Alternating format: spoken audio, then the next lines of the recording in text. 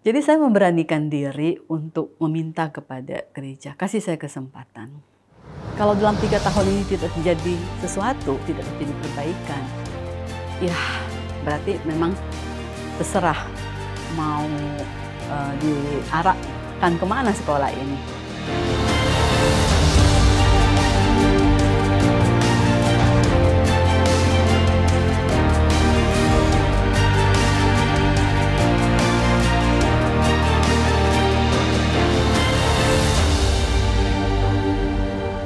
Setelah lulus kuliah, saya bekerja di sebuah perusahaan multinasional di bagian accounting.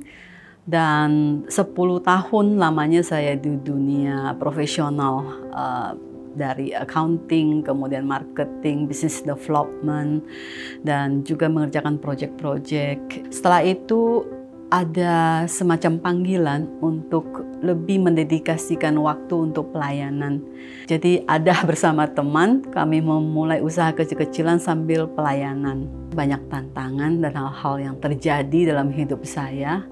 Tapi saya merasa ketika justru dalam pelayanan itu menguatkan saya.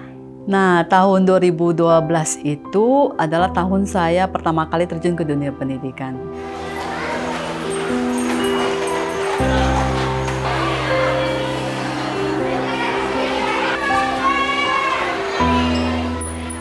Saya tidak punya latar belakang apapun, bukan SPD, tidak pernah berkecimpung di sekolah, tapi karena saya aktif di gereja, maka saya tahu semua permasalahan dan juga tantangan yang dihadapi oleh sekolah Makarios pada saat itu. Dan sepertinya sudah mencapai jalan buntu, tidak tahu apa lagi harus dilakukan dan harus kemana arah tujuan sekolah ini. Dan seperti ada satu panggilan yang kuat saat itu.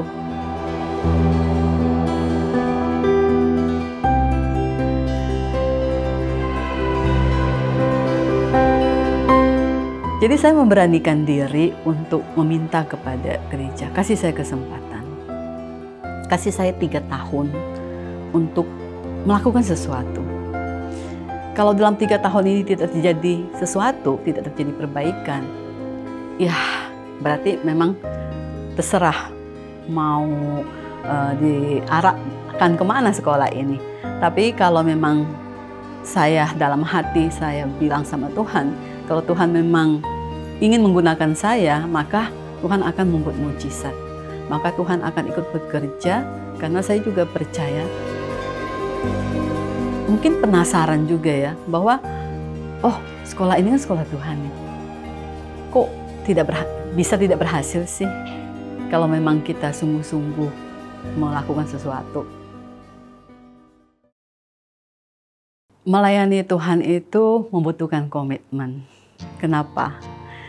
Karena mungkin di awal kita termotivasi untuk melakukan sesuatu yang luar biasa, untuk melayani pekerjaan Tuhan. Tapi ketika kita terjun ke dunia pelayanan, kita akan menghadapi tantangan. Maka pada saat itu kita butuh komitmen. Karena komitmenlah yang akan membuat kita keep moving. Kita terus melakukan apa yang kita lakukan, meskipun ya dibilang secara manusia kita kecewa ya. Nah, pada saat itulah kita butuh komitmen. My commitment is with Jesus, not with the people. Di awal ketika saya tidak tahu apa yang harus dilakukan, karena background saya bukan dari dunia pendidikan, doa saya adalah Tuhan berikan saya hikmat. Di saat kita mencari murid, maka kita menuntut janji Tuhan. Maka ketika kita sudah membuat perubahan, maka kita menunggu janji Tuhan. Tuhanlah yang akan mengirimkan murid-murid ke dalam sekolah ini. Dan terbukti 3 tahun yang saya minta itu terjadi peningkatan secara jumlah siswa. Itu bisa dibilang kami tidak promosi yang luar biasa. Kami hanya tekun melakukan apa yang perubahan yang di dalam, memperbaiki. Kemudian dari mulut ke mulut, semua itu menarik lebih banyak lagi siswa. Sehingga kami melihat bahwa Tuhan itu bekerja. Setiap tahun kami berdoa, Tuhan target kami tahun depan sekian, 150. Tuhan jawab. Tuhan target tahun depan 200. Tuhan jawab. Tuhan tahun depan 250. Tuhan jawab. Dan begitu sampai 500. itu sebelum pandemi, tanpa meleset. Nah, selama pandemi lebih ajaib lagi. Sekolah Makarios itu tidak mengurangi sedikit pun hak karyawan. Kita tidak ada layoff sedikit pun. Meskipun kita tentu harus menolong orang tua, memberikan potongan dan sebagainya. Tapi somehow semua itu bisa dilalui. Bahkan pada saat kami pandemi, Tuhan kirim donatur. Ketika kami nggak minta.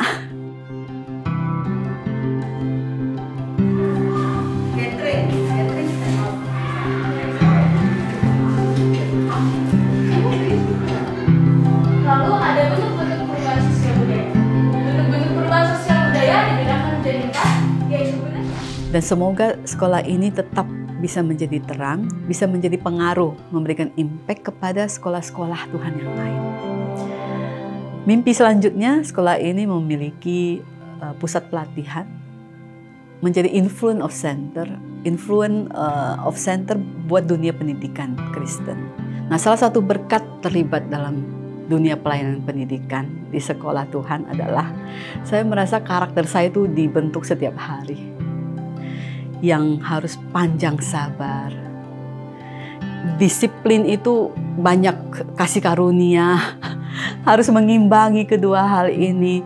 Di mana kita mengelola sekolah itu tidak seperti mengelola perusahaan, di mana hubungan kerja kita dengan bawahan itu tidak seperti di dunia profesionalisme. Satu prinsip hiring atau kalau Tuhan cari tenaga kerja gitu ya. Prinsipnya adalah Tuhan tidak memanggil yang qualified, tetapi Tuhan mengkualifikasikan, membuat kita qualified kepada mereka-mereka yang terpanggil. Jadi jangan ragu menjawab panggilan dari Tuhan.